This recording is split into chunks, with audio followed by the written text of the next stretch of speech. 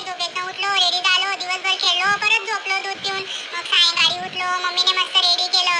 अरे बापरे! आणि इथं तर बघा मला तर भूतच बनवून टाकलं. असं पावडर लावतात का? मम्मीला तर काही कळतच नाही. बघा तुम्ही कसं पावडर लावलं मला, सगळं भूत बनवून टाकलं मला. मग काय पावडर वगैरे लावलं गेलं आणि मग नंतर आहे ना मला कपडे घालायला घेतले, बाहेर जायचं होतं म्हणून. आणि हे काय, कपडे ठेवले आणि लगेच घातले पण गेले. अरे बापरे! मम्मी तर डेंजर आहे बाबा, एकच मिनिटामध्ये ट्रान्सफॉर्म करून दिलं मला तर. जास्त टाइम पण लागला नाही, मी रडतो ना म्हणून. हुशार आहे माझी मम्मी. मग काय नंतर काय हे तेल लावते डोक्याला. आता काय तेल लावायची गरज आहे का बरं? आता आजकाल कोण तेल लावतं बरं? असं तेल लावते तर मला. त्याच्यानंतर मग काय, मला दूध प्यायचं होतं, मग मी दूध प्यायला घेतलं.